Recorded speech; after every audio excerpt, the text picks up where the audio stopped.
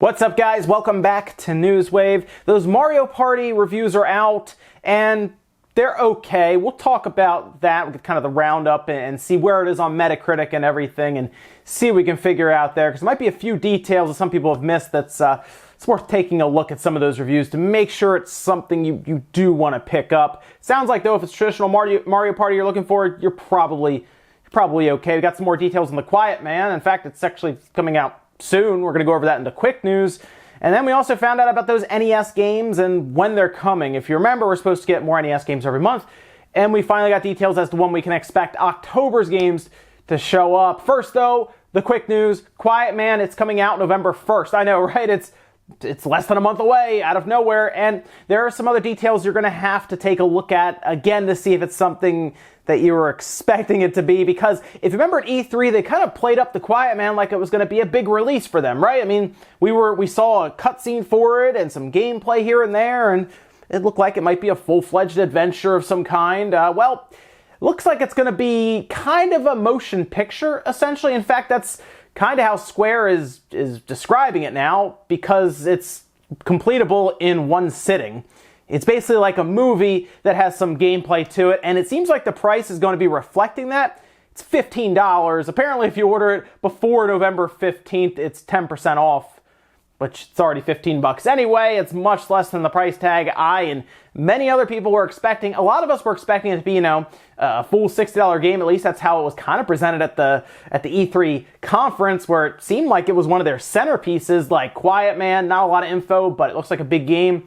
And then here we are months later, it's coming out for $15, and it's probably going to be 90 minutes to 2 hours long. Again, beatable in a single sitting. I'll be checking it out, though, because the idea of it at least looks interesting and low risk at $15. Well, $13.50, I guess, if I pick it up when it comes out. So I'll at least check it out, and we'll talk about it, I'm sure, on the podcast and everything. We also had some very interesting information released about Red Dead Redemption 2, specifically for the Xbox One X. See, the France Xbox Twitter handle put out a tweet that says it's going to be native 4K, whereas before we figured it would be checkerboarded, it would be upscaled at times. It sounds like they're going with the idea that it is going to be native 4K, I guess similar to Far Cry 5, which was a native 4K game on the Xbox One X. The PS4 Pro obviously will have some sort of checkerboard upscaling, as we've kind of heard about already. The Xbox One X is more powerful, so it is at least believable that it could be 4K native.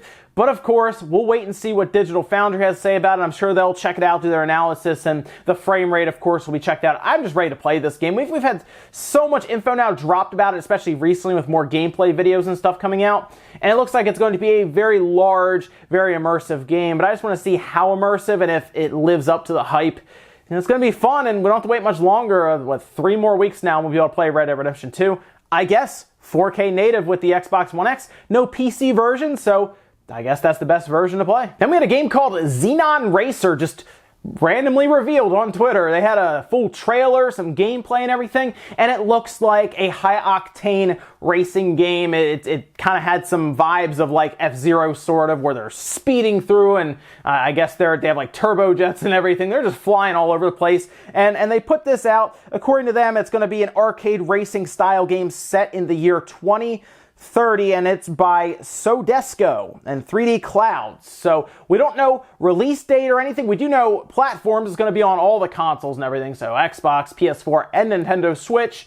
And we'll just wait to see if we get a release date, I guess, for later on this year or when they plan to release it. But I do like these arcade racing games. Fast RMX is a lot of fun. I know Grip is coming out in a bit here. So there are a lot of games on the Switch that are already F-Zero-like, and it seems like this is just another one that's kind of welcomed in for all the people who I'm sure just want F-Zero. And guys, some of the quick news out of the way. Let's jump into some of the bigger stuff, starting with those Mario Party reviews. That, of course, is coming out Friday, so you won't have to wait much longer. And from what I've read through the reviews and found, it does appear that it is traditional Mario Party without any real new age features, as in no real full online, where you can't really go online and do things other than mini games and set mini games that they have kind of put in place. You can't go online with a full board and meet up with people and just play. We kind of knew that going into it. They told us about that a while ago. I think E3 we knew about that. So I'm not as fully disappointed at this point because I had so much time to think about that going, from E3 to now. It's still disappointing, don't get me wrong, but I get why, because random people wouldn't, of course, probably get through that. Let's be real. You can't even finish a full game of Monopoly online, so getting them to do this would be tough. But the option would be great because, of course, if you have friends and everyone knows each other, you're all probably going to stick in the game and not rage quit. So the option, I think, should be there. But some of the other points that were brought up were a little concerning. The biggest one that I've seen, the word going around is it has 4 boards. That's it, just 4. And it kind of makes me remember about other games where Splatoon 2 and that came out. And of course, we have Mario Tennis. They were kind of bare bones when they came out. Not like bare bones to the point where they're not full games or anything, but it's very clear Nintendo's strategy has been to release the game and then add content going forward, whether that's content that probably could have been there on day one. 4 boards really does not sound like that much. I feel like the other ones had at least 5 or 6 boards.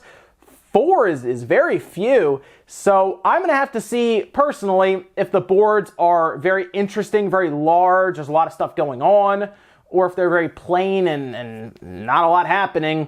That could set off some alarm bells for this game. I'll be picking up Friday to check it out, but when I heard 4 boards, I was like, oh man, 4 boards.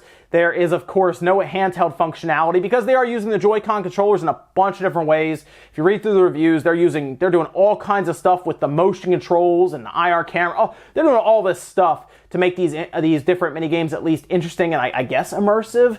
Although I was fine with the GameCube ones and the Nintendo 64 ones where they didn't get all crazy with it until they brought that microphone in. But still, it's going to be interesting to see.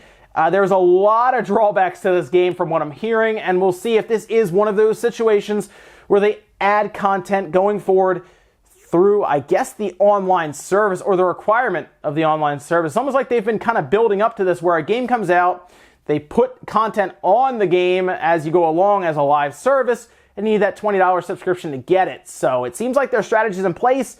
I don't know how much I like that. I kind of like to get all the stuff at once for the $6 purchase and not need that online subscription to get it. But let me know what you guys think. It does at least look like it's traditional Mario Party. So if you have some friends hanging out and you guys want to play, you can. It looks pretty fun. Next up, let's go over October's NES games that are be adding to the NES library. If you have the online service, every month you get new NES games to that NES application. Nintendo America put out a tweet, as you're seeing here, and it does detail, of course we already knew that these games were coming: NES Open Tournament Golf, Solomon's Key, Super Dodgeball. We were just curious as to when. Looks like it's happening October 10th, so next week you'll actually be able to, I guess, go on the NES application and these will have already been there. It's probably going to be an automatic just an update that happens if you have your Switch docked or in sleep mode. I assume this will have already updated when you go in, and you should just have 3 more games there. If I had to look at them, I really did like Super Dodgeball. That's just a fun game, straight up. NES Open Tournament Golf is pretty good too, but it's an old golf game. I think probably Dodgeball is probably the best one out of these 3, but you might have a favorite here. It's just, they're going to keep adding. We do know the following month, November, I believe, Metroid shows up, so that'll be a really nice boost to the library. And then, of course, going to December. And then January and forward is where things get interesting, because we don't know anything about next year when it comes to these NES games as to what is going to be added. So we could see some other big games kind of thrown in there. Maybe we'll see, Capcom show up with a Mega Man game or something. There's some good stuff that could happen, and I'm excited to see what games they add. And then, of course, I want to see Super Nintendo games, so come on, Nintendo. I have a feeling they're going to wait until we get to the anniversary, right, of the online service launching, when a lot of people's 1-year service will start to expire. And then, a month before, they'll say, oh yeah, Super Nintendo games coming this month. So it might be a while until we get those Super Nintendo games. Like I said, they'll want to keep people in. So before people's subscriptions start going out, all of a sudden, Super Nintendo games, Mario World and Legend of Zelda Link to the Past, they'll all just show up. Next up, let's talk about the Media Create sales charts in Japan for the past week. And of course, these are the physical sales that go across the retail counters. And we're going to start here with the top 10. You're going to notice The World Ends With You is on this list, but let's start at the top. Warriors Orochi 4, the PS4 actually at the top 3 spots here. Warriors Orochi 4 with over 100,000 copies sold that week. It's pretty good. The Legend of Heroes Trails of Cold Steel 4, that's 85,161. FIFA 19, 57,000 units. Warriors Orochi 4, that's the Nintendo Switch version, 23,660. So that means it sold more than 4 times the amount on the PS4.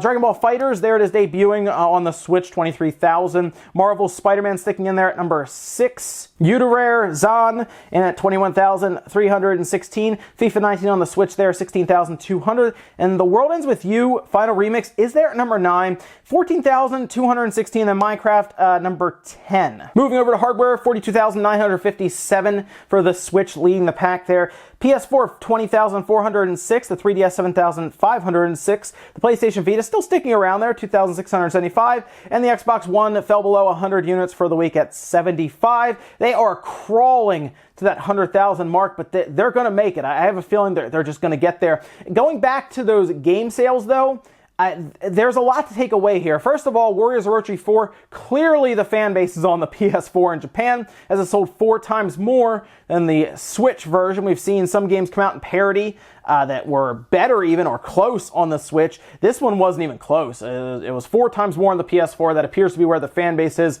in Japan. But we have to really look at The World Ends With You Final Remix, because it came out in Japan, 14,216. Now, I know they've had access to the cell phone version, so I get that they might not have been as interested, and I'm hoping it does better in the West, because I think there are a lot of fans of this series who would like to see it get a sequel, but with a number like this in Japan, I don't think they're jumping out of their seats to go do it. It's going to come down to Western sales, so if you would like to see the series continue, it's pretty much up to everyone outside of Japan to buy this thing. Now I'm going to pick it up, obviously, and we have seen some games that you would think would sell better, like Disgaea, right? That sold better in the West, so you figure it would sell better in Japan, but it didn't. So this could be another case where it does very well overseas, and we'll see what happens later on this month. If it does, maybe Square will put out a statement, or we'll hear about something in the MPDs. I don't know if we will. We'll probably get the Switch charts, so we'll at least be able to see if it made it onto Nintendo's own charts for Switch-specific games. But yeah, it's going to come down to this. Octopath Traveler did really well, so we'll see if The World Ends With You can get a nice boost in the Western audience, and here's hoping they can. In our last bit of news, let's talk about Telltale Games, as it seems to be an ongoing saga of Telltale Games walking in one day and laying off like 85% of their staff out of nowhere. Over 250 people lost their job pretty much in one day out of nowhere. But the one question was, for a lot of people, was how are you going to take care of your employees? That's something that still seems to be getting figured out here, because there is a class action lawsuit now started up for the employees to get their severance pay and everything, and that makes sense because they did violate the WARN Act and everything. So here we are now with Telltale Games, according to Kotaku, looking for companies or people who can fund, I guess, the finish of The Walking Dead by hiring back the ex-employees to actually work on this thing and get paid through contracts, to the point where it wouldn't even be Telltale Games signing the checks, it would be the other company, the company hiring them. And according to anonymous sources that Kotaku has provided, and I guess sourced and everything, Walking Dead the episode 3 is basically done. It was going to be rated soon. They were going to submit it for ratings, which means it was bug tested and pretty much ready to go. They just had to, of course, get it rated. And then the 4th episode was actually being worked on already, and they even have a planned schedule for these. November 16th, again, according to Kotaku, is when that episode was supposed to come out, the 3rd one, and then they were slating a December release for the 4th episode, so they basically had all of this pretty much planned with the 3rd episode basically ready to go. So I wonder if they were able to figure this out and get some employees paid, whereas the other ones, I guess, are going to follow through with their class action lawsuit and everything. One, it'd be good because obviously the employees could get some money out of it.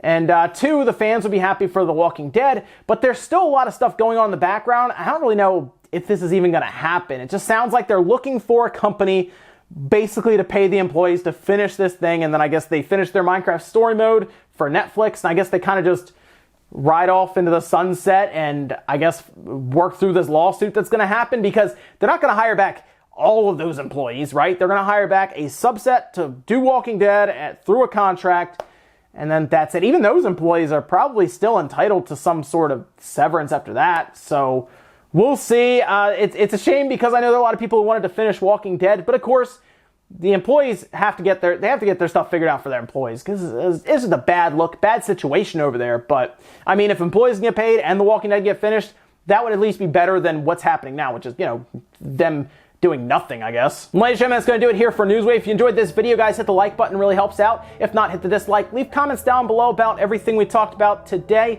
Whether there's those NES games that are coming up, maybe you're excited to jump on one of those 3 showing up. Maybe you think there should be more NES games. Let me know about that, because I've seen a lot of people say like a few every month doesn't seem like a lot for that. Maybe Super Nintendo games, or maybe just more NES games. We'll find out more when we get into next year, because we don't know much past December. Also, what about Mario Party? Are you picking up Friday, or some of the reviews kind of made you back away a bit? Let me know, guys, down below. I'm very curious. Thank you so much for watching, and I'll see you next time.